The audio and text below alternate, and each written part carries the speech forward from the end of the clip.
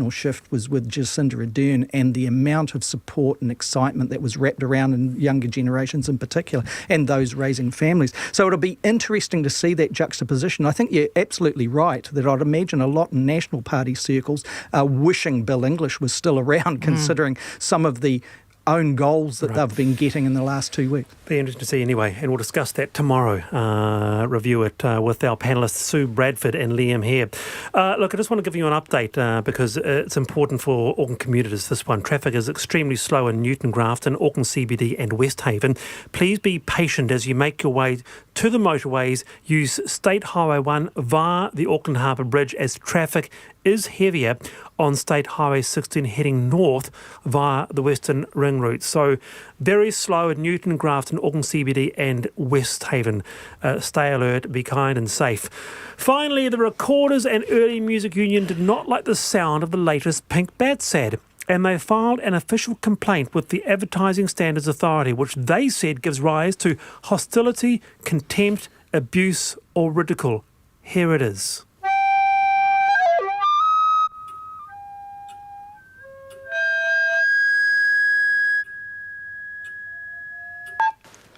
I love Pink Bat Silencer. The union went on to say that it exploits and degrades the instrument, but the ASA said it was merely used as an example of a noise people wouldn't like to hear. So are we cancelling or de-platforming the rights of proper recorder players around the panel, Selwyn Manning? I don't think so. When I saw that, Wallace, I kind of thought when I was a kid and I was trying to learn the violin, what fascinated me was this thing with horsehair growing up in Takanini, with all the horses would go across these strings that my grandfather called catgut, but I don't think they were, and made this sound. Well, the rest of my siblings still today kind of recite on what that experience was like for them. This is what that reminded me of, which I think shows in my mind that the recorder is representing a particular thing, and it's clever advertising too, because imagine that thing going off on the television screen or something, you're all going to turn to it. But I just do not think it's specifically that damaging to the recorder. But when you hear, Jenny,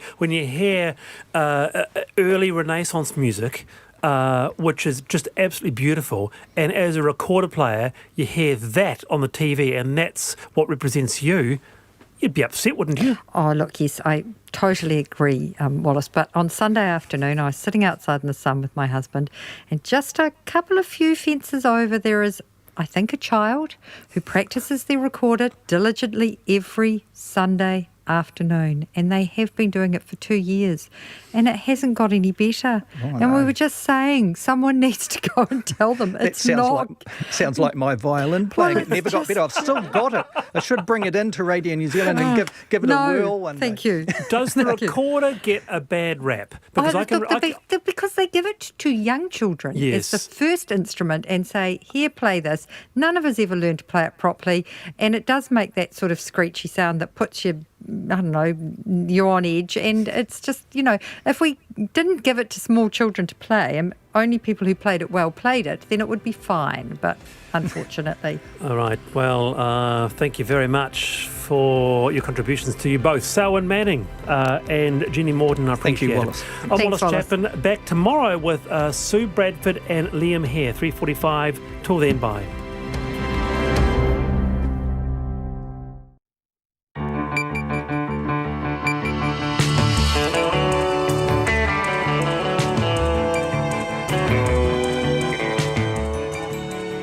Te reo irirangi o Aotearoa. This is Checkpoint on RNZ National. I'm Lisa Owen.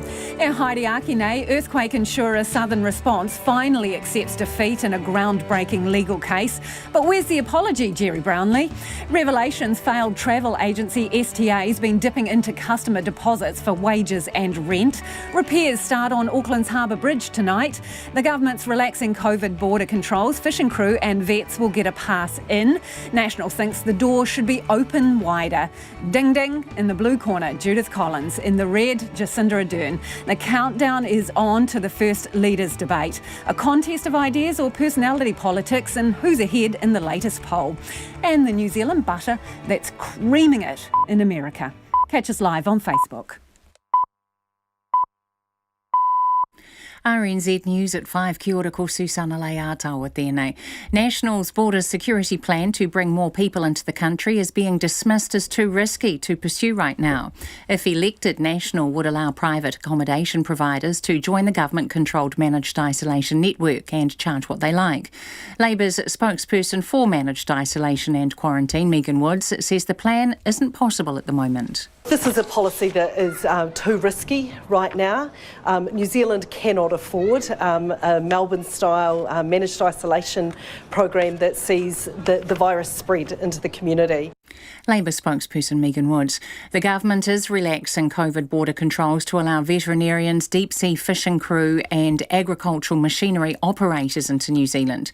It says keeping a tight border is vital for people's health, but exceptions have to be made to keep the economy going. As well, an estimated 11,000 working holiday visa holders already here can stay on after their visas expire to help orchardists with pickers.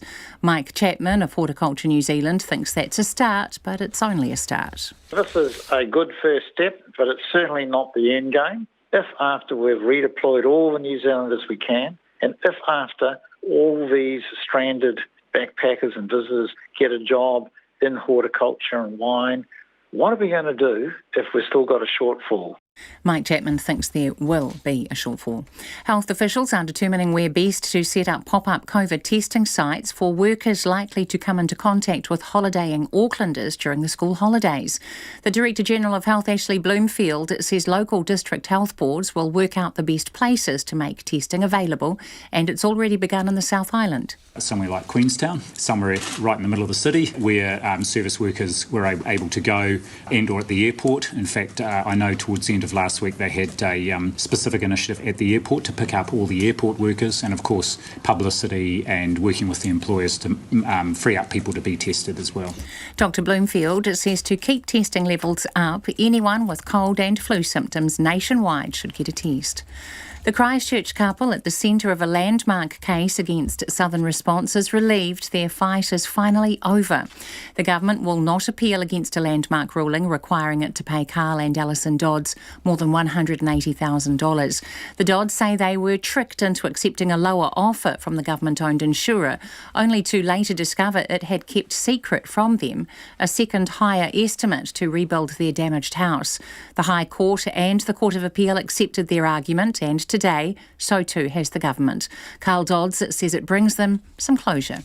Ali and I were over the moon at what was a pragmatic and sensible conclusion to what has been a dismal process. Successful claimant Carl Dodds. Heavy traffic has been building up northbound from Auckland city centre to the North Shore on both the Western Ring Route and through the Harbour Bridge. 4 of the bridge's lanes are closed, and may be for weeks after a strut on the arch was damaged by a truck on Friday. The Transport Agency will close the 2 remaining southbound clip-on lanes from 9 o'clock tonight until 5 in the morning for temporary repairs. People are asking to plan ahead and expect delays. The family of a Southland man among 40 people missing from a capsized livestock ship say they're in the dark about the Japan Coast Guard search efforts. According to the Australian Associated Press, the new Japanese Prime Minister is assuring the search will continue. But Lockie Ballaby's family say they're unable to find out the current extent of it. People have donated more than $66,000 to help his family launch their own search, although they say significant political, geographic and technological barriers have grounded large private search aircraft. It's 4 minutes past 5. Netball's Constellation Cup series between the Silver Ferns and Australian Diamonds has been postponed until next year.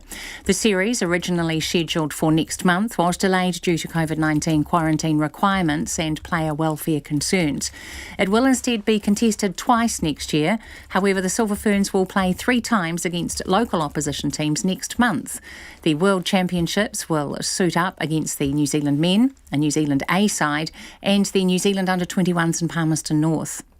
The New Zealand mountain biker Sam Gaze says dealing with depression has now got him in a good space and a possible trip to next year's Olympics.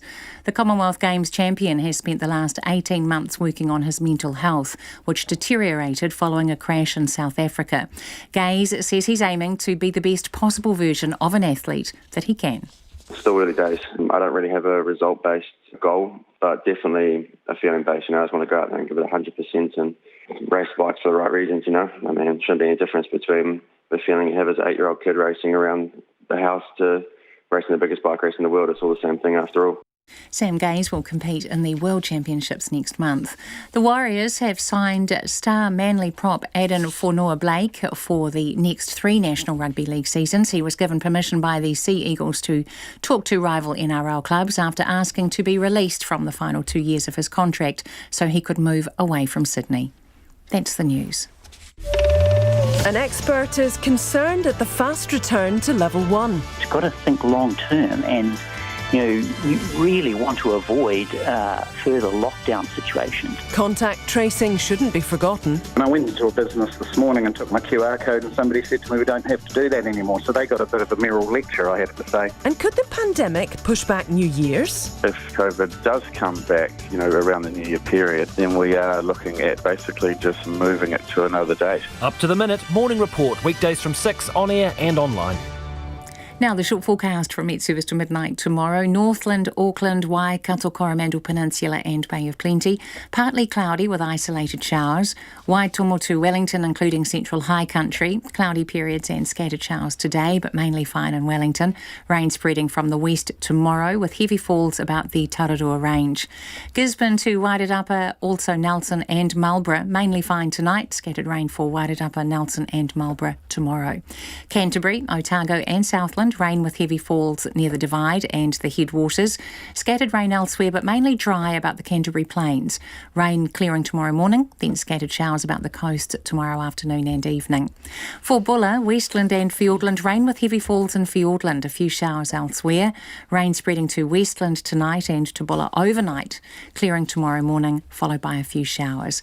And the Chatham Islands, fine today. Cloud increasing tomorrow and rain developing by tomorrow night. RNZ National, 7 minutes past 5. Thanks, Susanna. Kia ora and welcome to Checkpoint. I'm Lisa Owen. A couple tricked into accepting a lower offer from Southern Response to repair their earthquake-damaged home wants a full apology from former Earthquake Recovery Minister Jerry Brownlee. Carl and Alison Dodds accepted an offer almost $200,000 less than a secret higher estimate to fix their house, despite having the best insurance policy money could buy. It comes as the government announced today it will not appeal the landmark court case requiring it to pay the couple more than $180,000. But as Timothy Brown reports, whilst Southern Response and Megan Woods have apologised to the couple, the Dodds say the blame lies firmly with the former National Government and its minister at the time, Jerry Brownlee. Ali and I were over the moon at what was a pragmatic and sensible conclusion to what has been a dismal process. That's Carl Dodd's response to the news today that the government will not appeal the Court of Appeal's decision to uphold the findings of the High Court. The Court of Appeal ordered Southern Response to pay the Dodds about $200,000 in damages. The Dodds discovered Southern Response had tricked them into accepting a lower offer by keeping secret a second higher estimate to rebuild their earthquake-damaged home. He says today finally brings some closure to their fight. We are absolutely delighted that the ministers, Megan Woods and Grant Robertson, had stuck to their word. They had sought clarity for very good reasons, and we fully respect those reasons. They have received the clarity. They've made the right decision not to proceed to Supreme Court, and we could not be happier. But the Dodds are not alone. There could be thousands of people in a similar boat who were shortchanged their full entitlement. Carl Dodds says he wants to see an independent inquiry into Southern Response to get some answers about who ordered them to use such deceptive tactics. I think only from an independent inquiry can we be absolutely clear about what they did and why they did it and who authorised it, and thence look at how one prevents that at a future date. The Dodds have received apologies from Megan Woods, the Minister for Greater Christchurch Regeneration, and Southern Response's General Manager Casey Hurren. But Mr Dodds lays the blame squarely at the feet of the previous National Government and says he hopes Jerry Brownlee, a Christchurch MP and former Canterbury Earthquake Recovery Minister, will offer them a full apology. But Mr Brownlee remains unrepentant. The previous government has nothing to apologise for. we in fact bailed out a failed insurer and stood by the people of Canterbury who had those policies. And so we have nothing to apologise for. Mr Dodds says history will ultimately judge the previous government's actions. For us in particular, we had what was the best insurance policy that money could buy, and yet for whatever reason they just continually lowballed us and acted totally and utterly dishonourably. I think that at the end of the day, what we think and what others think are at this particular point in time are not that relevant. What's going to be interesting is how history records all of this. And I really do believe that history is going to not paint the then national government in a very good light. But the Dodds case will also have ramifications for a class action suit currently before the courts, involving 3,000 other policyholders. The lawyer representing them, Grant Cameron, says he's pleased the government has made the right decision in regards to the Dodds, and if re-elected, they should take a similar stance with those in the class action. We think the path ahead for the government is actually very clear, and the government should engage in some sort of positive discussions to see how the overall affair could be resolved, and we remain hopeful that Labor would do that if it's re-elected. Such an approach will potentially cost the government hundreds of millions of dollars. And speaking to media this afternoon, Ms Woods wasn't willing to address the government's plans for the class action, a point she was abundantly clear on. That's a matter before the courts, and it's not one that I can comment a great deal more on. It's also, we're in a pre-election period, that it would also be inappropriate to comment on that. Look, as I said, that is a case that is currently before the courts. That is a matter that is currently before the courts. That's a matter that's currently before the courts. Oh, look, it's a matter before the court, and I'm just not prepared to say anything more at this stage. Ms Woods confirmed she had apologised to the Dodds. She says the case was taken to the Court of Appeal to provide further clarity. But the government wants the Dodds to be able to move on with their lives. Casey Hurren says he can't comment on how much Southern Response may be liable for now that this case sets a precedent. But they are working through that with the government.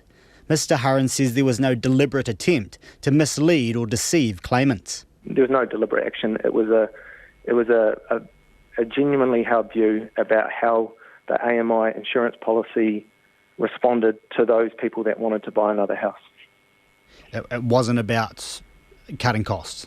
No, it wasn't. It was about trying to give people certainty about what their insurance policy options would be if they chose that option. We made it clear that we priced out the buy another house option. The Court of Appeal has subsequently said that our interpretation was incorrect. Okay. Was there ever government pressure about keeping costs down? No, there's never been government pressure to keep costs down. Casey Hurren says there'll be more clarity for those who believe they may be entitled to further payments after the election. For those in the class action, such a resolution can't come soon enough. For Checkpoint, Timothy Brown. Checkpoint can reveal STA Travel was using Kiwi customers' deposits for overseas holidays to cover company wages and office rent. In its first report back to creditors, administrators Deloitte say they've uncovered a significant commingling of funds within company bank accounts here and globally. That's prompted a warning for Kiwi travellers considering using agents not registered with the Industry Association. Nick Trubridge has the story. Abby Lestrange missed out on her 3-month trip of a lifetime when COVID-19 shut borders around the world. But that wasn't the worst bit. She's now lost $10,000 due to STA Travel's nosedive into insolvency. You know, I was hoping that I could possibly put it towards buying a house this year to make something good out of 2020. I wasn't able to go on my travel plans. I thought that could be something good to come out of it, but if I don't see any of that back, it's probably not going to happen. Travellers like Abby, who deposited thousands for their overseas trips, could be forgiven for thinking those funds were going towards their dream getaways. But sources inside STA say that was not always the case, and customers' funds were instead often siphoned off to pay for company expenses. Those claims are confirmed in a just-released report by administrators Deloitte, obtained by Checkpoint. It states that money held by STA in the form of customers' deposits for trips, as well as refunds paid back by providers like airlines for trips that never happened, has been squandered elsewhere. Was monies received by STA relating to client refunds and deposits used for operating expenses such as staff wages, PAYE and rent? We are still working through that, but it would appear that the answer to that question is yes.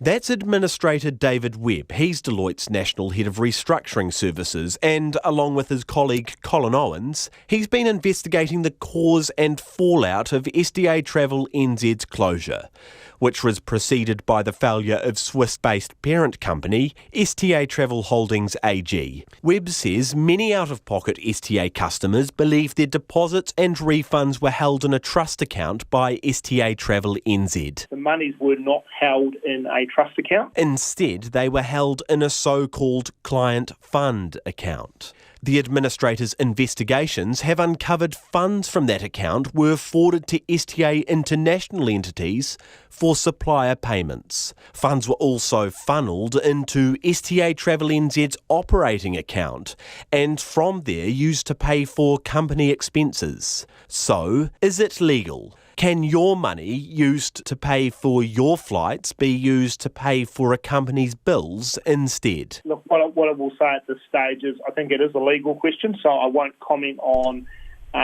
what the legal entitlements are, but what I will confirm is that the monies were not held in a trust account. So we went instead to University of Auckland Associate Professor in Commercial Law Alex Sims. The thing is, there's no actual law saying that the travel agents have to hold the money in a trust fund. So it's not like a real estate agent or anything like that. However, Sims says the issues of agencies not using customers' funds to pay for their travel has caused issues in the past. The practice raised eyebrows for the liquidator investigating the affairs of Auckland's Guru Travel when it failed last year. The liquidators actually said they thought it was irregular, that it wasn't being held.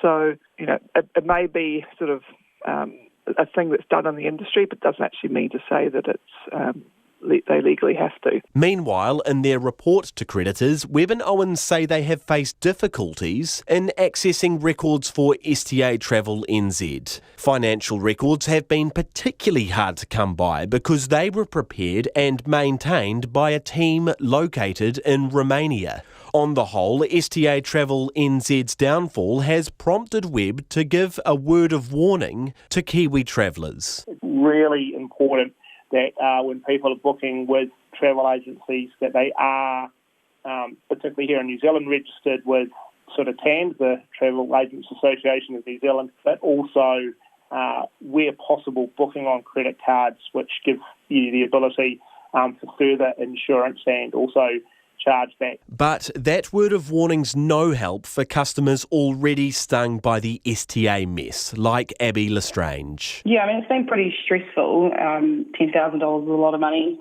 to lose. And it only gets worse for creditors of STA Travel NZ, with losses now totalling $11.1 million and counting. For Checkpoint, Nick Trowbridge. It is almost 19 minutes past 5 and you're with Checkpoint on RNZ National. Toku mai a koutou whakahoki kōrero. You can text us on 2101, tweet us at Checkpoint RNZ or email checkpoint@rnz.co.nz. Love to know what you think about Southern Response giving up the legal action against the Doddses, not taking an appeal. Does Jerry Brownlee owe the couple and other claimants an apology? And also, STA Travel, are you owed money? What do you think about the way they were running their finances? The government is relaxing its COVID border controls to allow hundreds of specialised workers into the country. They include deep-sea fishing crew, vets and people who drive complex agricultural machinery.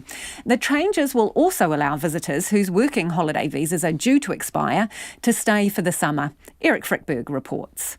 The farming sector is becoming increasingly nervous about how it'll cope without key workers over the coming months.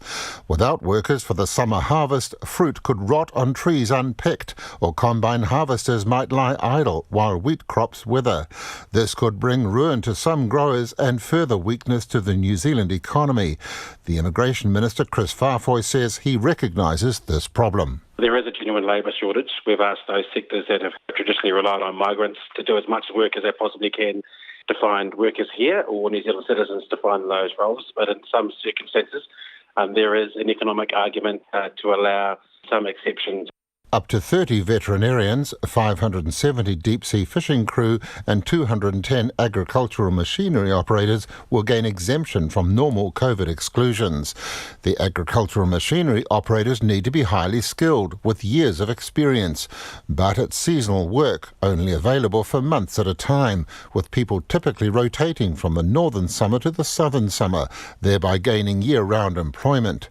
Daryl Thompson runs a contracting business in Southland and says getting the northerners in once again is absolutely vital. But he says the government has cut it fine and should have made this decision weeks ago. There was a lot of questions to be answered yet because, it is getting later in the period as to how we get them here, because I do believe that they need to be quarantined in Christchurch, and we don't know the detail yet. And unless we're going to get them here within the next week or 2 or 3, then it's going to be a question of whether it's worth it. Chris Farfoy is also pushing to help the horticulture and wine industries with staff by allowing people with expiring working holiday visas to stay on for work during the summer.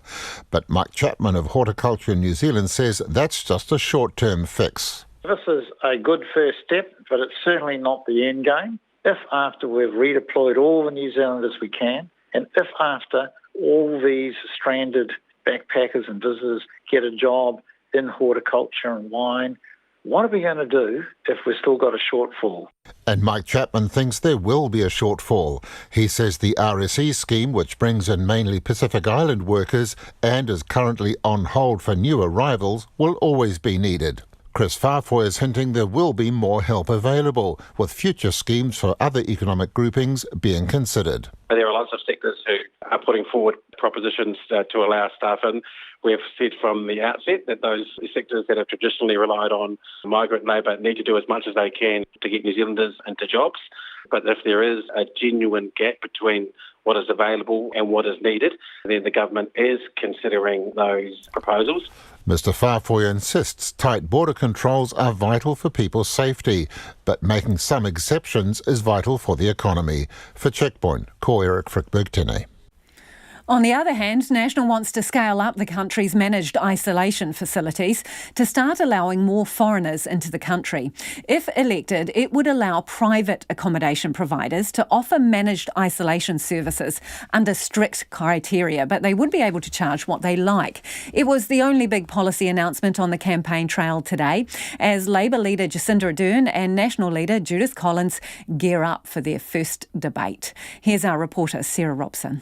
COVID-19 has shut borders and halted most international travel, isolating New Zealand. The National Party today revealed its plan to reconnect the country with the rest of the world. We have no desire to expose New Zealand to greater levels of COVID-19. Our lack of COVID-19 here is a massive advantage going forward.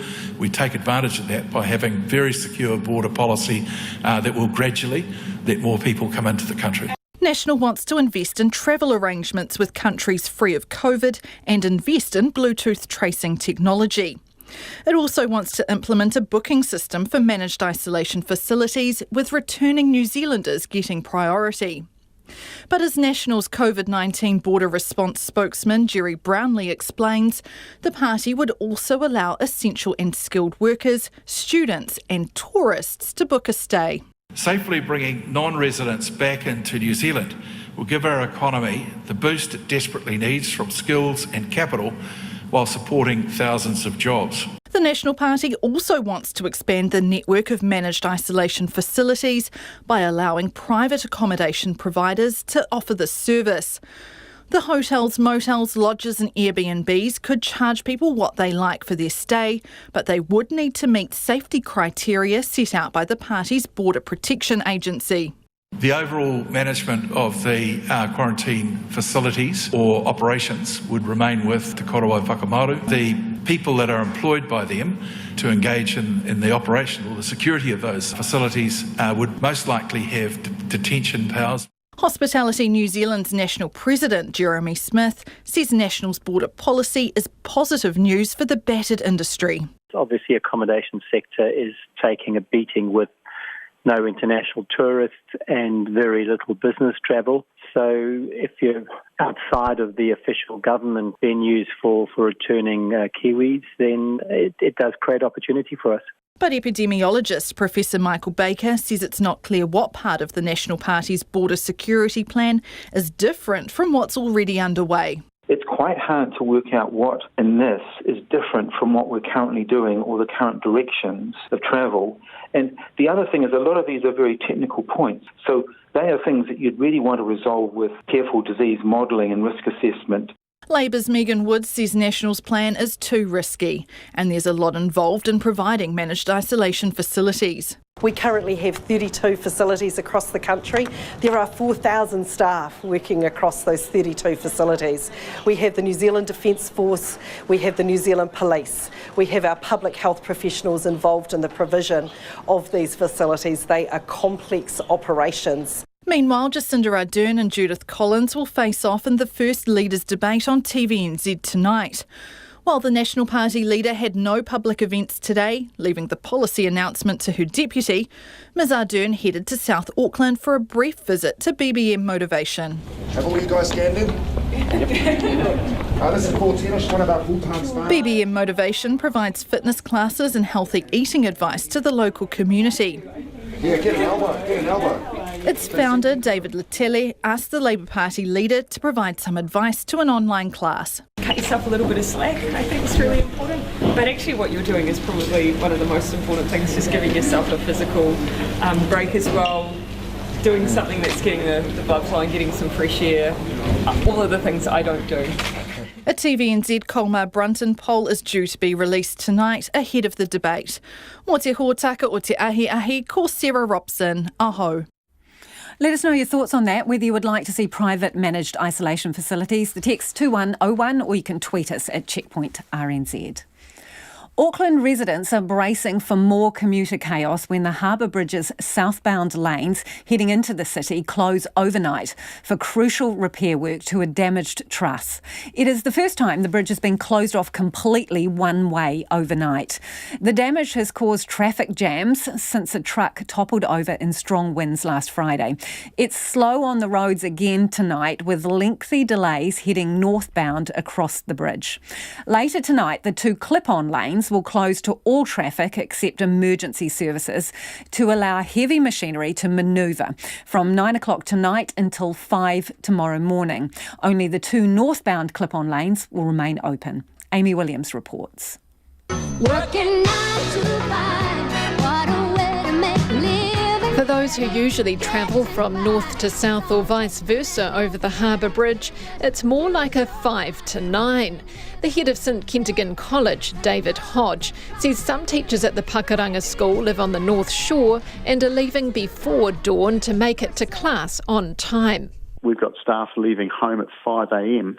because they want to be certain that they can be here ready to be in front of the children at 8:30. For some of them, it's a minimum of a 4-hour sitting in the car. It's a big part of your day. But it may have to be a later start for those early risers tomorrow.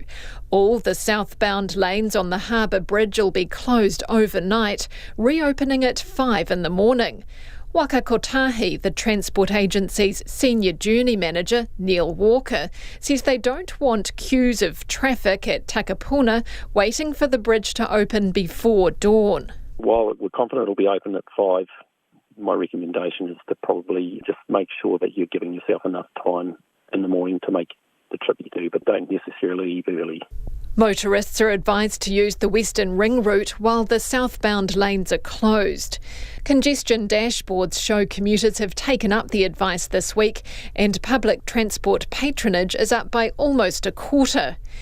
Engineers will be working overnight to remove the lower half of the damaged 22.7 metre truss and replace it with a new section of steel. Mr Walker says the southbound lanes need to close to allow room for heavy machinery, including a crane. Our teams are ready to do a temporary fix on the bridge, and that means that in order for them to do the work, because we're going to need a crane and equipment up on the bridge, we need to close the clip-ons, the southbound clip-ons, and they'll be working on it overnight. He says repair work will continue tomorrow night if it's not complete tonight. Once done, the Transport Agency will open up another lane each direction on the bridge, meaning only 2 lanes will remain closed until the truss is permanently repaired. The Harbour Bridge is a lifeline for the North Shore's 43,000 businesses and more than 400,000 residents. The Takapuna Business Association says many were already struggling with the impact of COVID-19 restrictions and need to know when a permanent fix will open up all lanes. The Road Transport Forum Chief Executive Nick Leggett says some North Shore operators' productivity has halved as a result of the disruption. That puts pressure on that freight then meeting the line haul obligations that it's got. So you can imagine picking up some freight from the North Shore, trucking it to South Auckland to get it to Wellington or Christchurch. Mr Leggett says the transport sector is nimble and should be able to navigate tonight's planned closure relatively easily. Auckland Councillor Chris Darby represents the North Shore and says it's having a huge impact on residents both sides of the bridge. It's work and education they're heading for, and that is severely impacted. So people's livelihoods are hurting here.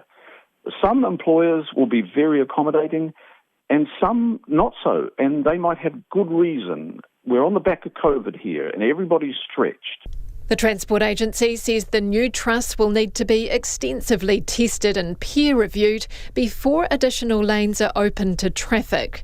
A permanent repair of the damage is still weeks away. For Checkpoint, Amy Williams.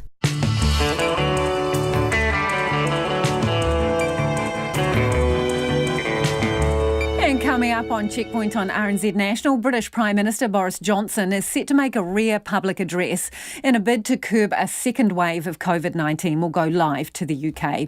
Spain calls in the military to assist in its handling of a surge in coronavirus infections, and the New Zealand butter whipping America into a frenzy. We'd love your feedback on anything you've heard on the programme this evening. Do get in touch. You can text us on 2101, tweet us at Checkpoint RNZ or flick us an email. The address is checkpoint@rnz.co.nz. And here's Susanna with the headlines. Labour's spokesperson for managed isolation and quarantine, Megan Woods, says National's plan to let more people into the country is too risky. If elected, National would allow private accommodation providers to join the government-controlled managed isolation network and charge what they like. But Ms Woods says New Zealand can't afford a Melbourne-style isolation program, which could see the virus spread into the community. Meanwhile, a limited number of veterinarians, deep-sea fishing crew and agricultural and horticultural machinery operators will be allowed into the country. The government's move follows strong pressure from the agriculture sector ahead of the summer harvest. There are no new cases of COVID-19 in New Zealand today, but the Director General of Health says there is still a risk of transmission. Dr Ashley Bloomfield says while the risk is small, people still need to remain vigilant with hygiene and should self-isolate and seek a test if symptoms appear. The Christchurch couple involved in a landmark case against Southern Response finally have some closure. The government will not be appealing against a landmark ruling ordering it to pay Carl and Alison Dodds more than $180,000. The Dodds say they were tricked into accepting a lower offer from the government-owned insurer and later found another higher estimate was kept secret from them.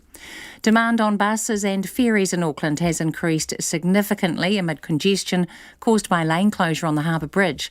The Transport Agency says bus patronage on the North Shore increased by up to 15% this morning compared with the day before. Passenger numbers on ferries increased by 85% compared to last Monday.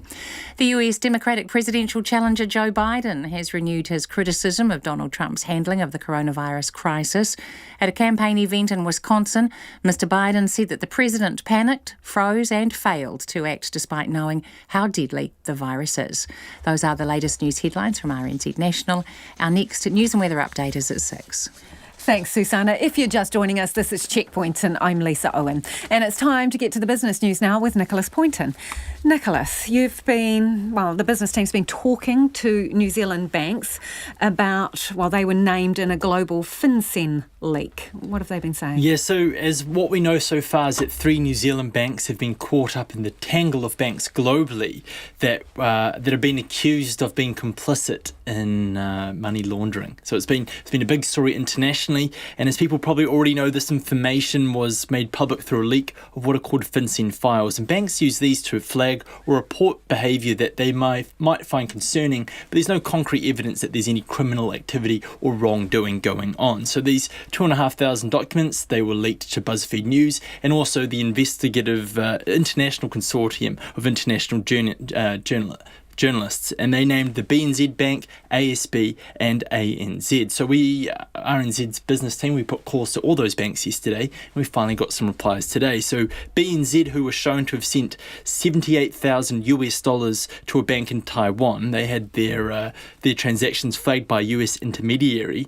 They've come out and said that they went back to those payments, which were made between 2011 and 2013. They've reviewed them, and they're actually okay with them. They say that they stand by their processes at the time and say that that there is nothing there to really cause any concern for them. ASB, on the other hand, they received $1.54 million from China Merchants Bank. Now, in their statement, they didn't explicitly acknowledge that these transactions had occurred. They just, in their statement, said that they're committed to reducing money laundering both in New Zealand and abroad. ANZ as well, we haven't actually heard from them. So if they are listening, we do look forward to hearing their response because there are some sort of serious questions that have been put to these banks. But to really put it in perspective, the New Zealand banks that have been named in this is relatively or comparatively small fry to some of the reports we're hearing overseas, but there is still a high level of public interest in what's going on here. Okay. And speaking of money, New Zealanders apparently hate talking about money, and it appears it's causing a bit of tension in households. Yeah, so this new survey out today from the Commission for Financial Capability, it shows that 1/5 of New Zealanders are experiencing problems in their relationships due to financial stress. The data shows that people with little or no income, they've talked about having they're the most likely to experience these sorts of issues, but it appears that having more money doesn't mean the problems go away. The survey shows that 21% of respondents who earn between $150,000 and $200,000 a year reported that there were tensions at home over money. So I spoke to Tom Hartman from the Commission today. He says one of the main issues, one of the things that really causes issues here is that New Zealanders, we're not very good at talking about money. It's often seen as quite a taboo topic, and sometimes people can treat it as being quite vulgar to speak about money openly. And he says that, for one thing, that people don't really have much experience about talking about money, about talking with their significant other about what they value spending their money on, what their priorities are, how they're saving or their attitudes to saving. So he says that this is one area that New Zealanders could just be frank and open about, and it's a really important way to reduce stress. One of the bright spots of this survey is, according to the data, financial stress in relations does seem to drop off as you age. It seems that as you get older, a lot of those big financial decisions you may have to make in relationships seem to see, as they get put behind you, like taking out a mortgage, seem that stress begins to reduce. But alarmingly, and this sort of is what really stood out to me, is that Māori and Pacifica people, they had the highest rates of interpersonal issues among the ethnic groups surveyed. And the Commission says that this is because these groups tend to have high levels of debt and lower incomes. So the Commission, they've used this survey to really talk up some of the advice and the tools it has on its websites. But at the end of the day, the grim reality is that these tools really do nothing for people who have these structural issues when they just are dealing with high levels of stress and pressure when it comes to debt, and they're not getting enough money coming through the door. Yeah, exactly. Okay, so what's been going on the markets today? So yeah, the NZX Top 50 had a bit of a roller coaster day. It was in early trading and it really fell off, but it really picked up over the course of the day, and it's up 0.5% or by 70 points to 11,609. Our dollar is at 66.6 US cents, 92.4 Australian, 52.0 British pence, and gold closed down way down overnight last night, but it's opened up and it's up to 1,914 US dollars an ounce. Thanks, Nicholas. Nicholas Poynton with our business news there. Let's head to the UK, where the Prime Minister is set to make a rare national address later today, as the UK tries to tackle a second wave of COVID-19 before winter sets in. It'll be the third time Boris Johnson's broadcast to the nation like this since the pandemic hit. The first was in March to announce the national lockdown, the second in May when he presented the roadmap to easing restrictions. The country's moved to its second highest alert level as the Chief Science Advisor warned there could be as many as 50,000 cases a day by mid-October and more than 200 deaths a day by mid-November if measures aren't introduced. New rules are expected to include a 10 p.m. curfew on pubs, bars and restaurants in England and making table service a legal requirement. I'm joined now by UK correspondent Ollie Barrett. Ollie, what else are you expecting in this announcement? Well, I have to say, one of the surprising things in terms of the pre-briefing that we've been getting from Downing Street is that the restrictions that Boris Johnson appears to be due to set out later don't seem to be much tougher than what you've just outlined there. Given that we are getting this address to the nation, given that we got this warning from the Chief Scientific Advisor and the Chief Medical Officer yesterday to set up Boris Johnson's address, there were all sorts of there was all sorts of speculation going on that we were looking at some kind of tough national lockdown, a possible 2-week so-called circuit breaker to try and get on top of the virus. But it does look like what Boris Johnson is going to do is restrict the opening hours of pubs and bars and restaurants, as you say, restrict them to table service only. We're told by Downing Street that he'll set out further ways to get on top of the virus. But I think that is probably going to be him urging the British people to start following a bit more closely the guidance that is already in place, the so-called rule of 6 that we have in England, for example, where social gatherings of more than 6 people are not allowed to take place indoors or outdoors. So I think the address to the nation in particular, because Boris Johnson will also speak to MPs later, but that address to the nation in particular, I think, will be aimed directly at the British people and their sensibilities in terms of how they're observing social distancing guidelines. So if that's it, just restricting you milling for longer hours at the pub, bars or restaurants, I mean, what difference is it expected to make? Because arguably, are you getting mixed messages there? Because hasn't he also said that he wants everyone to return to offices for business and schools open, businesses open? Are they mixed messages? And is that kind of change really going to make much difference? Well, when Boris Johnson revealed the rule of 6, he admitted himself that there had been mixed messages coming from the government, and that was part of the reason he brought that rule in to try and clarify some of these things. But yes, this is a government that is being criticised for having sent people back into offices, encouraged them to go out to eat, encouraged them to go to the pub, to get back on their high street and do some shopping. Clearly this government, like other governments around the world, has that incredibly difficult balance of trying to get on top and stay on top of the virus, but also try and keep the economy open as much as possible. And again, in that briefing from the Chief Medical Officer and Chief Scientific Advisor, they both stressed that this is a balance and that if draconian restrictions were imposed once more, then that would have harmful effects on the economy, on health, on mental health in and of itself. I mean, that idea of the pubs closing at 10 p.m., that's controversial too. People are saying, look, the virus doesn't work by the time of day. But what the government is trying to do is, encourage people home a bit earlier, because the data appears to show that, the longer people stay in the pub, the more the inhibitions go, the more they mix with other groups that might be in the pub at the same time. So they're trying to restrict those social contacts. But certainly, the government is being criticised again from both sides. There are those who say the government should be locking down harder and faster now. There are others, many in Boris Johnson's own Conservative Party, who say that the restrictions in place are already draconian. He should be focusing more on trying to manage the virus while keeping the economy in a position where it's growing. So are these changes that you're expecting, do they go beyond England? Is it going to be Scotland and Wales and Northern Ireland too? So they make their own decisions, but the decisions that they are making may well look quite similar to Boris Johnson's rules in England, but with some differences here and there. I mean, Northern Ireland announced a change in the socialising rules last night UK time, getting out a little bit ahead of Boris Johnson's announcement in England, restricting the mixing of households in Northern Ireland. We expect to hear from the Scottish First Minister Nicola Sturgeon later today. I mean, throughout this crisis, we have had differences between the nations of the United Kingdom. If you look at it in totality, they are actually not that different.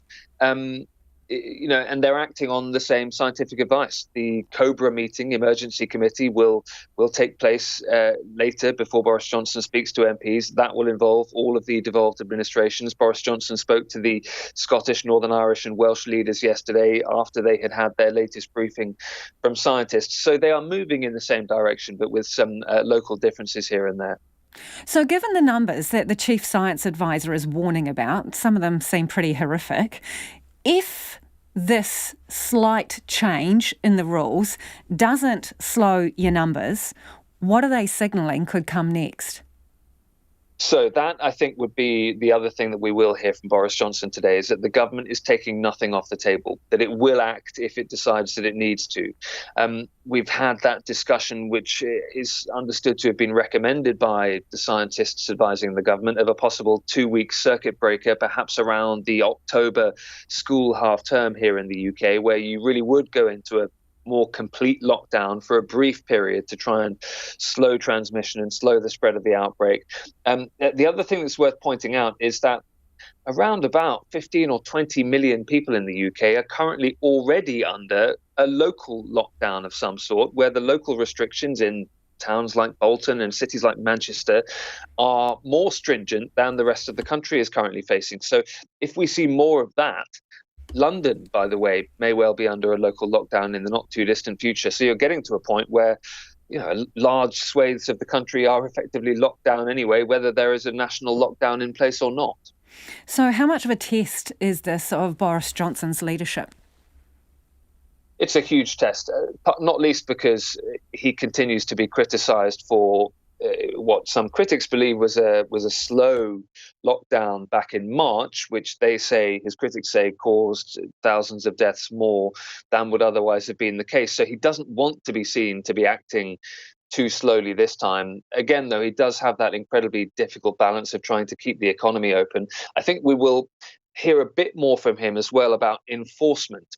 Not just urging the British people to follow the guidelines, but also ways in which local police authorities and local council officials can help in making sure that pubs and restaurants and bars and people are following the rules that are actually in place. And then going back to that number that you gave us, the Chief Scientific Advisor, Sir Patrick Ballant, set out later, that idea that if the British curve moves in the way that it could move, and if cases continue to double each day, then you'd be up to 50,000 a day by the middle of October. He says that would cause 200 deaths a day by November. That's become a real bone of contention, that graph that was shown to us in that scientific briefing, because we also heard in that briefing that the UK is on a similar path to France and Spain, but just a few weeks behind. Well, France and Spain have not moved in that direction. Their cases have not doubled every week in the way that graph was set out. So some have accused the scientists of scaremongering at this point. To be fair to Patrick Ballant, he didn't say it was a prediction. He said that it was a possible scenario, and that if cases doubled, that would be where we would end up. There was a sense in which the scientists were sent out to prepare the ground for Boris Johnson. And I think when we saw graphs like that and and scenarios like that, I think that was part of the reason we expected that Boris Johnson might be a bit tougher when he addressed the nation later on. Thanks, Ollie. Good to talk to you. That is Ollie Barrett, our UK correspondent there, speaking about the address that the British Prime Minister Boris Johnson is expected to make, unveiling more restrictions in a bid to curb the number of COVID cases. Southern businesses are calling for more certainty ahead of a finance face-off in Queenstown tonight. The finance spokespeople from the major parties will debate the key issues as the resort town grapples with limited visitors. Reporter Tess Brunton has been asking Southern voters what will make a difference for them and their region this election. Central Otago Mayor Tim Cadogan says his district is in pretty good shape, but they're waiting for the hammer to fall. He wants councils to be able to play an increased role in affordable housing, more work on building a hydro storage lake above Roxburgh, and support for health. We just ask any incoming government to recognise the tyranny of distance and what that does to people. If you want to go to a hospital appointment to see a specialist in Central Otago, you're looking at 2.5 hours each way. Agriculture, horticulture and viticulture represents close to a third of its economy, with the cherry industry worth about $1 billion alone.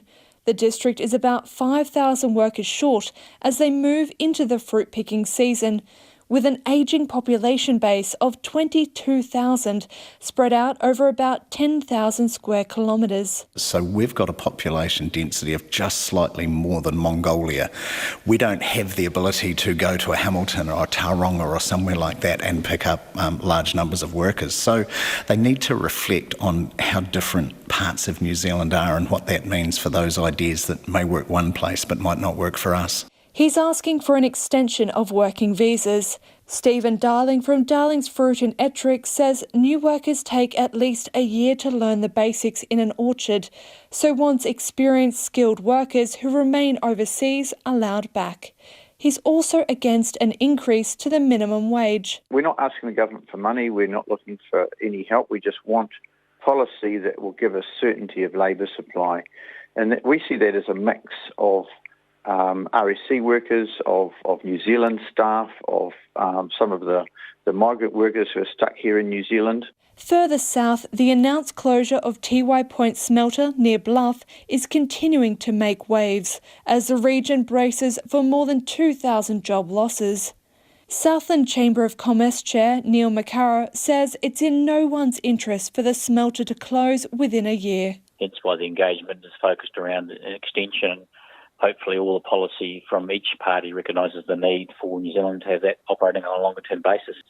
No one wants unemployment rates to rise and losing 2,500 jobs in a region goes against trying to maintain them in a time when it's extremely difficult out there for business. While commodity prices were holding up for the region's agriculture, he says tourist towns like Tiano are struggling with unemployment as visitor numbers have been dramatically cut. Similarly, in Queenstown, Chamber of Commerce Chair Craig Douglas says the economy remains on its knees with its reliance on visitors. He wants political parties to outline how they plan to balance the economic and health needs of the nation. The biggest concern that we have for our businesses in Queenstown right now is the uncertainty of what conditions they might be operating under next week or next month.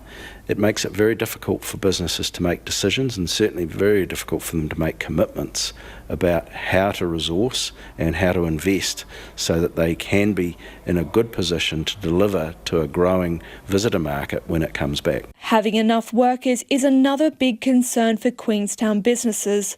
Fergburger Group General Manager Stephen Bradley wants answers about wages, immigration and labour policies. At least 80% of his 150 employees are usually from overseas, and many of their visas are coming up. We're trying to plan to staff our businesses at compressed peak periods, and things are very, very difficult in that regard. With potential increases on the way in terms of sick leave, in terms of holiday pay, that's going to cause further significant stress for us. ZipTrek EcoTours Executive Director Trent Yeo would like to see additional support to help businesses become more digital. For me as a sustainability practitioner, somebody in tourism, I think it's still vitally important we consider the long-term future because money spent and expended now is taken from generations in the future. So therefore it needs to be fairly distributed and sustainable and equitable. Back on the streets of Queenstown, voters had mixed priorities. Mostly the economy, health, housing and if not buying your own house, but people being able to afford rent, which is becoming non-affordable. I'd like to see the families that are really struggling looked after just a little bit more. I'm just worried about the economy for your generation and my grandchildren's generation. I think even though tourism has died for the moment, people can't lose faith in it. It's got to come back as one of the great economy drivers in this country. Ideally, we want to see wealthy tourists coming back through and with private quarantine, and hopefully students the same. Southern voters are hoping for more clarity during the finance face-off in Queenstown this evening. In Queenstown for Checkpoint, Cortez Brunton, TNA. It's 7 minutes to 6. I'm Lisa Owen and you're with Checkpoint on RNZ National. A plan to build hundreds of new homes in a rural valley 5 minutes from the centre of Nelson City has triggered a petition and a wave of placards against it.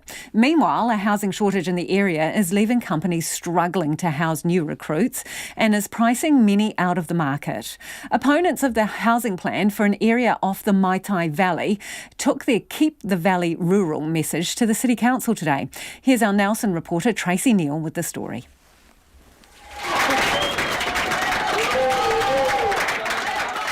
A packed public gallery and standing room only outside the Nelson City Council chamber this morning. The message made loud and clear by Save the Maitai Group spokesperson Rosie Duncan. Please protect the Maitai Valley, keep it rural, it's our last rural valley.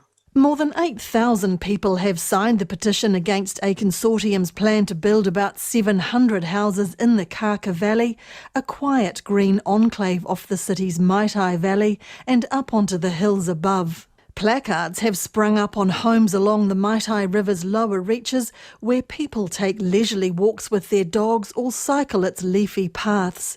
Save the Maitai joint spokesperson Peter Taylor says it's a place treasured by Nelsonians. Where people go to swim and walk and have picnics and ride their bikes, and it's going to be wrecked by several hundred houses. The whole ambience of the valley, which is rural and peaceful, is going to go under. Demand for housing in Nelson, Tasman is outstripping supply and more younger people are being locked out of the housing market. It's creating a worrying curve in the economic outlook as the region's ageing population increases.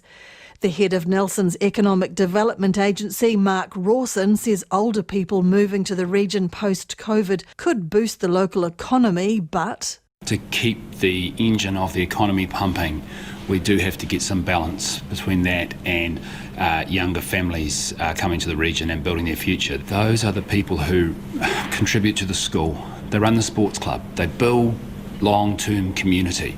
The pinch is already being felt among the region's industry, commerce and tech sector. Firms have no trouble attracting interest from new recruits, says Chris Rodley, who heads Nelson-based tech development firm Snap IT. And when you say to people, do you want to come to Nelson, they answer yes before you finish the sentence. They just can't find anywhere to live. So I'm seeing from the council and from the Regional Development Agency the desire to see growth, the desire to see clever businesses spring up in the region. I believe that's true, but does Nelson as a city want to grow? And I think the answer is yes. If it doesn't want to grow, then we're going to need to find another place to locate our people because there simply isn't enough room. But Peter Taylor says there is plenty of land to cope with future growth. There's many places to build. We don't need to build cheap subdivision in a beautiful valley that's already an icon for Nelson. Do we know it's a cheap subdivision? If we look at what the builders have done in other parts of Nelson, it's going to be a bog standard subdivision. Almost 1,000 new homes in neighbouring Tasman are now springing up under the previous government's special housing legislation. Many are on what was once productive land on the Waimea Plains, which raises other issues, says head of the Nelson Tasman Chamber of Commerce, Ellie Boswick. If we eke away at all of that productive land, that will completely undermine one of the key economic drivers for the region. And that would be something I think that we would all look back and think was not a good idea. Mrs Boswick says the group raises valid points, including around where development is best placed, but a wider view is needed. I mean, we talk about developing the CBD and getting more people living in town. I couldn't agree more. I live right on the edge of the CBD. I love it. But actually to do that takes some thinking and some time in order to get there. So I think that all of these things have got to be done in tandem. You can't do nothing. Nelson's Deputy Mayor Judine Edgar says there's a long way to go before a single house is built on the site. She says the council hasn't yet received an application to rezone the rural land, but it knows the planned development is in a special area. We all like walking and cycling and recreating in that area. It is private land though. This isn't the reserves area, and I think that's important for people to understand. It's not taking away any public land. Ms Edgar says environmental protection is a critical part of any application to develop land. In Nelson for Checkpoint, Tracy Neal. Right, let's get to some of your feedback, a lot of it flooding in about National's policy to have private managed isolation. Could I sum it up in 3 words? No. But let's burrow down into what exactly you're saying. This listener says no to privately run isolation. What we're doing is working. Definitely not private quarantine, says someone else. Remember the debacle of private prisons. Miranda says privatisation of COVID isolation, absolutely not. A recipe for disaster.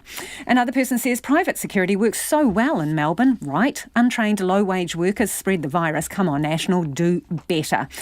And someone else says, no, don't agree with managed isolation for the private sector as per National's policy. Barry from Whakatane says, no, I do not want to see private quarantine facilities. We all know private means the owners will be trying to make as much money as possible, which means shortcuts. Henry also reckons no to private managed isolation. Too dodgy, Henry says. This one, which is kind of middle ground, says, I'd like to see more managed isolation capacity, but not privately managed. Giving struggling private businesses the opportunity for revenue, which they are desperate for, will lead to shortcuts, which will lead to managed isolation failure.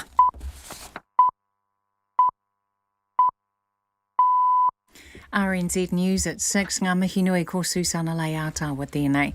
The former Canterbury Earthquake Recovery Minister remains adamant an apology isn't owed over a landmark court victory for the Christchurch couple. The government will not appeal against the ruling requiring the government-owned insurer Southern Response to pay Carl and Alison Dodds more than $180,000.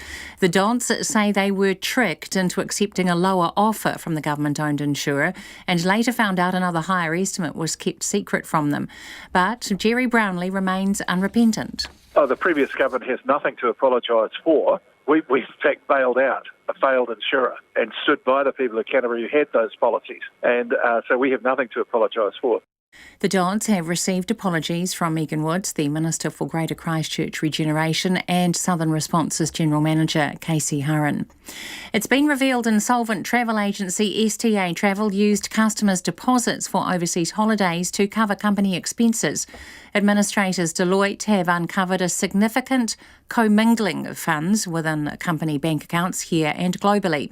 Deloitte partner David Webb says customer deposits and refunds were used for wages, PAYE and office rent. What I will say at this stage is I think it is a legal question, so I won't comment on what the legal entitlements are, but what I will confirm is that the monies were not held in a trust account. David Webb has warned travellers against using agents not registered with the Travel Agents Association of New Zealand. An expert group is being set up to work out how to manage people who have remnants of COVID-19. The Director General of Health, Ashley Bloomfield, says there has been a handful of cases where people have returned a weak positive test indicating they had the disease months ago. Hamish Cardwell reports. People who return a weak positive case are no longer infectious and include those who never had symptoms. Others may have been very sick with a respiratory illness but were never tested. Dr. Ashley Bloomfield says the Ministry of Health is establishing an expert panel and protocols to help standardise the way these cases are managed and reported. The group will help determine if an infection is recent and therefore whether isolation and contact tracing are needed. Ko Hamish Cardwell aho. A public health professor is questioning how the National Party's border security plan differs from work already underway. National wants to boost the capacity of managed isolation facilities by allowing private accommodation providers to join the government-controlled network. Epidemiologist Michael Baker says it's both unusual and positive to see border biosecurity being discussed across the political spectrum. However, he says it's hard to distinguish how the National Party's approach to border security is different from the status quo. It's quite hard to work out what in this is different from what we're currently doing or the current directions of travel. And the other thing is a lot of these are very technical points. So they are things that you'd really want to resolve with careful disease modelling and risk assessment. Epidemiologist Michael Baker. Aucklanders are asked to avoid queuing in the traffic tomorrow morning before some lanes on the Harbour Bridge are due to reopen after being closed for overnight repairs. 4 of the bridge's lanes are closed and may be for weeks after a truck hit by a gust of wind on Friday damaged a strut of the bridge's arch. The Transport Agency will close 2 remaining southbound clip-on lanes from 9 o'clock tonight until 5 in the morning for temporary repairs. Senior Journey Manager Neil Walker says heavy machinery, including a crane, will be on site. While we're confident it'll be open at 5, my recommendation is to probably just make sure that you're giving yourself enough time in the morning to make the trip you do, but don't necessarily leave early. The Transport Agency says there's currently a 15-minute delay northbound on the bridge. A woman who was in psychiatric care during the 1970s says she was subjected to excessive electroconvulsive therapy, or ECT. Joan Bellingham, who is 68, was first admitted at the age of 18. She received about 200 doses of ECT over a 12-year period. Giving evidence to the Royal Commission on Abuse in State and Faith-Based Care, she says there were no regular patterns to the ECT. They would give me a muscle relaxant to paralyse me. It felt like razor blades going through my body. You were fully awake during this time. They would place the electrodes around my head before I became unconscious. Every time after shock therapy, I felt faint, dizzy and vomited. Joan Bellingham says she tried a number of times to complain about her treatment and care. Just to hand, the One News Colmar Brunton poll has Labour on 48% and National on 31%. ACT is on 7%, the Greens 6% and New Zealand First 2%. It's 5 minutes past 6. Netball New Zealand's attempts to get international games on home soil this year has been dealt a blow with the postponement of the Constellation Cup. The Trans-Tasman Series has been delayed until 2021 due to quarantine requirements for players in New Zealand and Australia. The Silver Ferns will play against the New Zealand men's team, an under-21 side and a New Zealand A team next month. They're still hopeful of getting a game against an international side before the end of the year. Experienced forward Sam Whitelock is looking out for the newcomers during the All Blacks camp in Whakatane this week. Whitelock has played 115 times for New Zealand and he's enjoying watching how the 7 new players in the All Blacks squad adjust to the national team environment, especially his Crusaders teammate Will Jordan.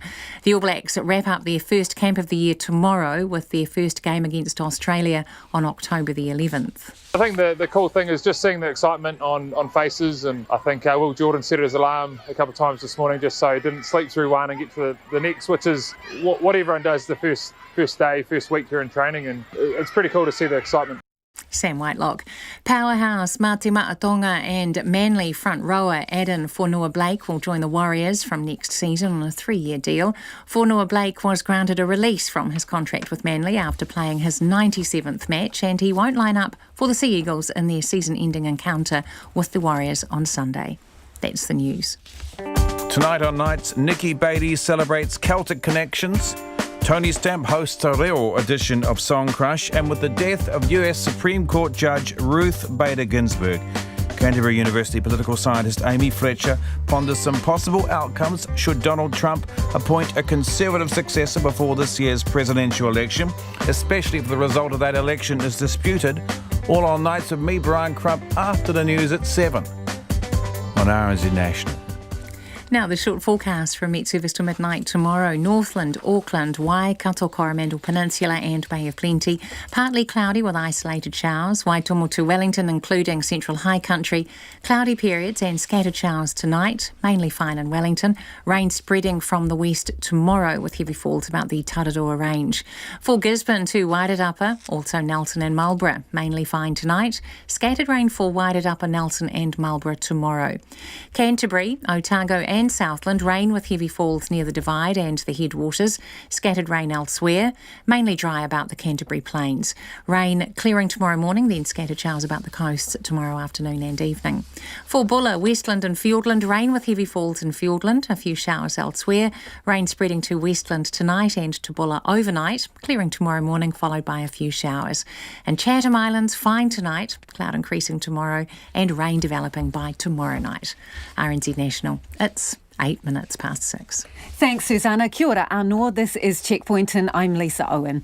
A new poll out tonight has good news for Labour. They will still be able to govern alone if the One News Colmar Brunton predictions ring true. But they have had a drop in support, which appears to have been picked up by minor parties. Labour is on 48%, National 31%, ACT 7%, the Greens 6%, New Zealand First 2%. The poll shows Jacinda Ardern on 54% for preferred Prime Minister, Judith Collins on 18%, and David Seymour and Winston Peters both scoring 2%. Joining us now is former parliamentary staffer under the John Key government and now public relations consultant, Thomas Pryor. Kia ora, Thomas. Kia ora, Lisa. How are you? Very well, thanks. And former Green Party policy director turned communications consultant, Dave Cormack. Thanks for being with us, Dave. Thanks, Lisa. OK, well, let's look at these results. Labor's down a bit compared with the last Colmar-Brunton poll, but still able, apparently, to govern alone. Dave, what do you make of the results? Yeah, I think they'll probably be pretty comfortable where they are. They'd probably still prefer to see a 5 in front, but I think this was kind of always going to happen. Their support is kind of hovering around that 50% mark, but we're not seeing much movement for National, which I think shows that for the majors at least, people have kind of settled on who they're going to vote for, and all that movement now is just coming around the fringes with the minor parties. So, Thomas, is it a lost cause for National?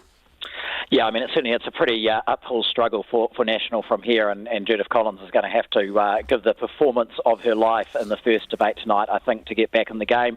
I mean, they might take a little bit of comfort from the fact there's still, I think, around about 14% of voters saying they're undecided, so there's a bit of spare vote floating around. But, you know, as David says, it does seem that people are pretty comfortable, I think, with the idea of a Labour-led government, and where the movement is happening is around what the composition of that might be from a minor party perspective. Yeah, the grimmest thing is, even if that whole 14% goes to National, though, they're still behind Labour. Like, they are proper screwed. So, Dave, is it a blessing or a burden, the prospect of governing alone? For New Zealand, probably a burden. I don't really want to see a majority government from any one party. Labour would, I mean, anyone who's in a party or who votes for a party, they want to see their party win, right? And so for them, a win would be a majority. But I think that would probably do them more harm in the long term, just governing by themselves. They wouldn't be able to blame other parties for policies not going through like they have done this term. So, Thomas, do you reckon Labour should be worried about complacency, though? Because when voters see, oh, yeah, they've got it, they might not get off their butts and go and cast a vote. Yeah, no, I don't think so, actually, because I think actually, some other kind of polling and feedback I've heard from some of the private polling that parties is doing is that actually Labour voters and Labour supporters are pretty motivated, and the people who are saying they want to vote National aren't actually necessarily that motivated. So I don't think that will be a great concern for Labour. In fact, if anything, I think there's a risk here for National that their voters might just get disillusioned and not bother turning out to vote, and they end up in a 2002 type situation. Yeah. OK, so Dave, one person who's probably doing cartwheels up and down the hallway right now is ACT, right? So they're 7%, up 2% from the last Colmar-Brunton poll, and that means 9 MPs. Yeah, I mean, yes and no. You know, yes, they'll be pleased that they've got a high-ish polling number, but also I think even they're afraid at what sort of lunacy you're going to start seeing coming in with 9 ACT MPs. And so they'll be like, yay, but oh no, what have we done? I think the happiest person's probably James Shaw, and I think if there's one thing we can learn from this is that he should be funding more green schools because they've gone up. What do you reckon, Thomas? Because even though ACT is doing what they would consider to be really well, the numbers simply do not add up, so they're still out in the cold. Yeah, they do. So I think, it could actually be quite a difficult term for David Seymour. He's never had to run a caucus in his life. He's used to sort of having complete agreement in his one-man caucus meetings, and all of a sudden he's going to have quite a diverse range of people, as David says. And I think a challenge for ACT might be is that there's a few different factions within that potential caucus. There's the kind of pro-gun rights grouping that they've picked up this time around versus a slightly more kind of classical liberal faction that ACT have traditionally attracted. So yeah, it could be challenging, but nonetheless, I think Seymour will be delighted. And same thing with Greens. I think what it shows with the Greens is that base does seem pretty solid at 5%. Even the last election, the Materia kind of challenge, it didn't. They still managed to get 5, and it looks like they're on track to do a similar thing this time around. Dave, have you got your popcorn ready for the leaders' debate? I mean, the debate is supposed to be a contest of ideas, but is it actually going to be, a contest of personalities tonight? Yeah, and I think we haven't really seen Judith be Judith since she's taken over as leader. It's almost like a slightly more reserved version of the persona that she developed. And I think she really just needs to let loose tonight and just be herself and just go at the Prime Minister, because goodness knows nothing else has worked so far for them. So you're going to have to try something. And she just... New Zealanders are really good at sniffing out inauthenticity, and that was Simon Bridges' problem. And so I think Judith just be Judith. So, Thomas, what's the deal here? If she goes all sweetness and light, does that work with her brand? No, not at all. And I mean, I actually completely agree with David. I think Collins, to have any chance in this debate, she can't afford to play it safe, actually. When you're this far behind with, a bit over 3 weeks to polling day, she's going to have to take some risks.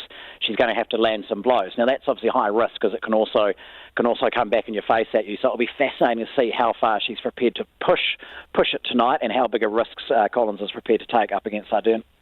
Dave, does Jacinda Ardern have much of an advantage as a leader here, having been through this debate process before? Because it's pretty full on.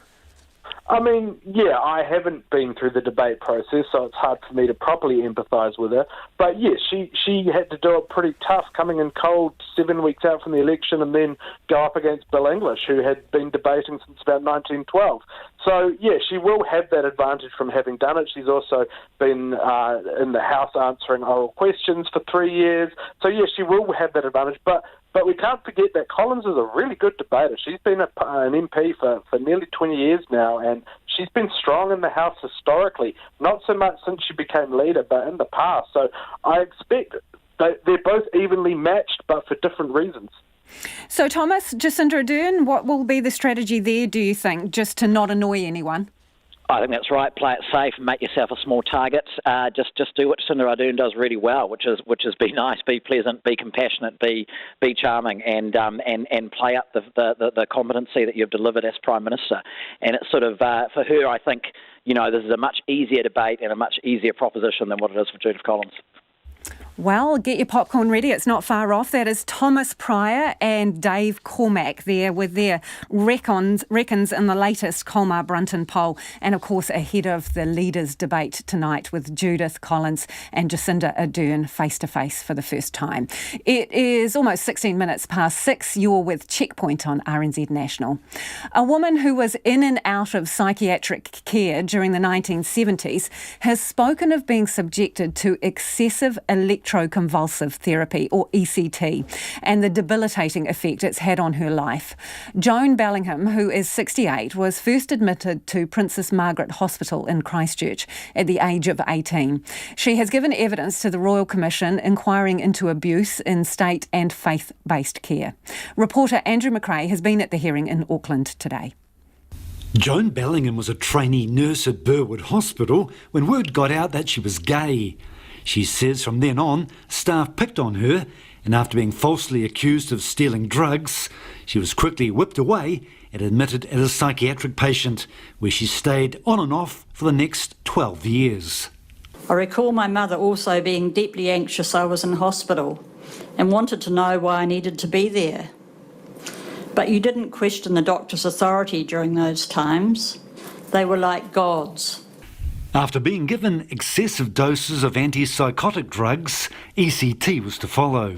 On the 2nd, the 4th, the 9th, the 11th, the 15th, the 18th, the 22nd, the 24th. Ms Bellingham says there were no regular patterns to the ECT, and sometimes it happened twice a day. They would give me a muscle relaxant to paralyse me. It felt like razor blades going through my body. You were fully awake during this time. You could see the silver machine and the assistants holding the electrodes. They would place the electrodes around my head before I became unconscious. Every time after shock therapy, I felt faint, dizzy and vomited. She says she became institutionalised to the point of asking for ECT. And they would give it to me. I ended up hating myself so much. It was a form of self-loathing, which I believe was caused by the medication I was given. She recounted other horrible experiences she faced while in care. I remember one time I was put into a room with nothing in there and needed to go to the toilet at night. There were no bells, nothing at all in the room. I was given a large amount of drugs and I couldn't walk. I couldn't make it to the toilet, so I peed on the floor, to which I was punished. I was like a walking zombie. Joan Bellingham says she tried a number of times to complain about her treatment and care. I was never even sure whether we as patients could make an official complaint. No one ever listened. Ms Bellingham at various times was described as an alcoholic, schizophrenic and a drugs addict, which all weren't true. She contracted hepatitis C, possibly from unsterilised ECT equipment, and many years later, in a letter from her GP, another revelation. Since I have known Joan for the last 24 years, I've seen her through a variety of stresses in her life, but she has never exhibited any signs of mental disorder. Joan Bellingham says her life would have turned out very differently if she hadn't been misdiagnosed. She says the redress process for anyone mistreated in state or faith-based care should be as uncomplicated as possible. There should be one short process, and I think there should be compensation for that, and then finish. That should be the end, not this lengthy process of not being believed, not being believed. Joan Bellingham says she wouldn't wish what happened to her on anyone else. For Checkpoint, Ko Andrew McRae-Tene. A New Zealand producer churning out what he calls the champagne of butter says COVID's creating more opportunities overseas for high-end products from Aotearoa. The butter sells in a premium grocery store in the US for around $10 New Zealand dollars for a petite block of just under 230 grams and is believed to be one of the most expensive butters of its kind. Southern Pastures part owns Lewis Road Creamery that produces the butter from Southern's farms that adhere to special welfare and sustainability standards. Prem Mann is the chair of Southern Pastures, the makers of what he calls the best butter. He says it's different from the butter we get here, not just tastier, but he reckons healthier. The butter that we sell in the US is made from the milk from our farms in Canterbury. So we've got 9 farms in Canterbury and take the milk from those farms and it's made by Westland. And then that butter is exported to the US. So that butter is not available in New Zealand at the moment. And how much would you pay for it in the US? And how much do you get? So you pay, in New Zealand dollars, it works out at around $10. It's between $6 to $7 US, depending on which shop you go to. And it's 2 to 7 grams. It's about a quarter pound. So it's a bit less than what you buy in New Zealand shops, because of course in the US they buy in pounds rather than grams. So basically, if you liked a good slab of butter on your bread, that wouldn't last long, and that's a premium price people are paying for it. So what is this butter's backstory? What kind of makes it like gold? Yeah, so we set out to create the best butter in the world, and it wasn't just a marketing angle that we're targeting. We genuinely wanted to create something that was unique, and we have. So we can tell it is, because when you measure it in terms of its nutritional analysis, it has got the highest level of omega-3 and the lowest level of omega-6. So it's got all the other healthy fatty acids that beat all the other butter in the world. And so from a health point of view, it is the healthiest butter you can buy. And then also the taste. When you taste it, it spreads from the fridge. You can take it out of the fridge and spread it easily because it's got the highest fat content. And to be honest, Lisa, you have a big chunk of it. You don't want to eat cheese. You spread a big chunk of this butter on your bread, and it is wonderful. So we believe we have succeeded in creating the best butter. What about in terms of the way it's produced, the farm's welfare standards, the methods you are using? Is that the best you can be too? Yep, that's absolutely the point. So it all starts on the farm. It starts with the soil. With the best soil to produce the best forage. With the best forage, you're going to have happy cows because they're eating a healthy diet. You're going to produce health-giving milk. And from that, you actually produce the butter. So it goes back to our farming principles. We created our own standard of what pastoral farming excellence should look like. And so we call it 10-star certified values, and that's what it's based on. So is that higher welfare standards as well, Prem, in the way you treat the animals? Absolutely. So we have a very high animal welfare standards. So when we started on this journey, it was over 10 years ago. And at that stage, we were ahead of the curve. So, for example, we had no inductions, we had no tail dockings. We put on calf loading bays on all our farms. And something that we still cling to is we don't allow any export of live animals because we see that as being inhumane. So we do take animal welfare very, very seriously on our farms. In these COVID times, is there an opportunity to be had with high-end produce? Can New Zealand capitalise on that, maybe now that the world is focused more on health? Absolutely, and we are seeing the results of that. So in terms of the markets that we sell to, which is the US and Australia, there's been an increase in sales of good, healthy products. So basically, consumers are going to supermarkets. If they're ordering online, they're ordering products of food that their grandparents recognized as food. So all the new synthetic products they're no longer looking at. They're trying to buy things that they know is healthy. And the other important prospect for us, or the opportunity for New Zealand, is in a weird way, there's a level playing field now. In the past, when people could travel, it was important to actually be there and to travel. But at the moment, because you can't travel, big consumers aren't actually taking meetings because everything is now actually being done online. So in a way, that's a level playing field for New Zealand. We can actually talk to consumers around the world and make our pitches. And thankfully, trade is still happening. Trade is still flowing between countries. So this is a great opportunity for New Zealand to be selling our provenance and selling our products. In the US, where does your butter sit in terms of the price point? It is probably the most expensive butter. So, if this is the best butter that could be made, in your view, in terms of nutritional value and the way it's produced, why can't we get it here in New Zealand?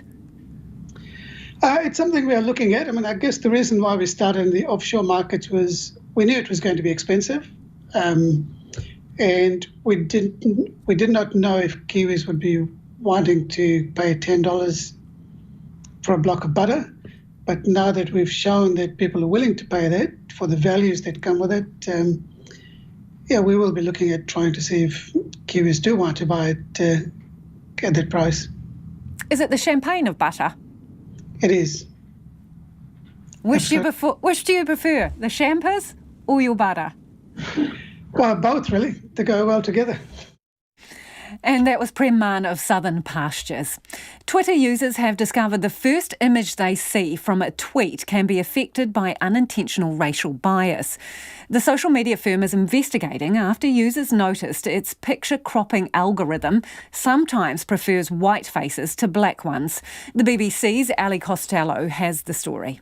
The latest controversy began when Twitter user Colin Madland from Vancouver was trying to figure out why a colleague's head kept vanishing when he was using the video conference app Zoom. The software was apparently mistakenly identifying the black man's head as part of the virtual background and removing it. But when Mr. Madland highlighted the issue on Twitter and posted the images, he found they were automatically cropped to only show himself, not his black colleague, even when he flipped the order of the images. Twitter has for a long time automatically cropped images to prevent them taking up too much space and to allow multiple pictures to be shown in the same tweet. Its algorithm tries to focus on the most important parts of the picture to ensure that faces and text remain in the cropped part of the image, which is then shown in the tweet. After Mr. Madland's tweet went viral, others followed up with more targeted experiments to test Twitter's algorithm. These examples suggested that the white US Senate Majority Leader Mitch McConnell's face was preferred to the black former US President Barack Obama's. A stock photo of a white man in a suit was preferred to one in which the man was black, and even golden Labradors were preferred to black ones. In response, Twitter's Chief Technology Officer Parag Agrawal tweeted, "We did analysis on our model when we shipped, but it needs continuous improvement. I love this public, open and rigorous test, and we're eager to learn from this. Twitter is not the first tech company to be accused of unintentional racial bias. Back in 2018, it was revealed that Google had simply banned its photo services from ever labelling anything as a gorilla, chimpanzee or a monkey. It's after the company had come under fire for repeatedly mislabelling images of black people with these racist terms. After the events of this weekend, Twitter has promised to open source its work on improving its platform so that other companies such as Zoom or Google can review and replicate, in the hope that they can all achieve greater equality and inclusivity.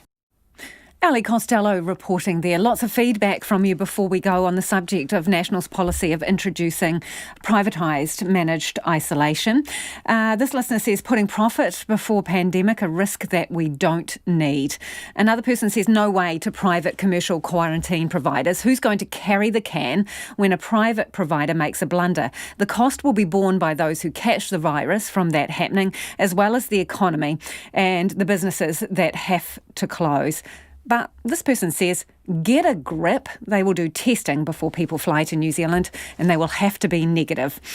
On the subject of the debates, this person says, listen to Jacinda Ardern versus Nikki Kaye back when Jacinda was in the Auckland electorate. It wasn't a match. Nikki Kaye was better. Will be interesting to watch tonight. On Southern Response, deciding not to pursue any further legal action, this listener says, Anne says, yep, Jerry Brownlee does have to apologise. He dismissed all of us as moaners and carpers. What an utter disgrace. And he wants to be our Deputy Prime Minister. How out of touch is he? Back to RNZ News headlines at 6:30. National's Judith Collins heads into tonight's first televised leaders' debate after dropping to 18% in the preferred Prime Minister rankings in a One News Colmar Brunton poll, which has Labour's Jacinda Ardern on 54%. The poll has Labour on 48% party support, National at 31%, ACT on 7%, the Greens on 6%, and New Zealand First on 2%. A person who returned a weak positive COVID test indicating they had the virus recently has been transferred to the Auckland quarantine facility as a precaution. The Education Ministry has told schools they can hold end-of-year exams even at alert level 3. Those are the headlines. Our next news and weather is at 7. Take the pulse of the day's news every weeknight at 10. So we had Brexit, and Maxit.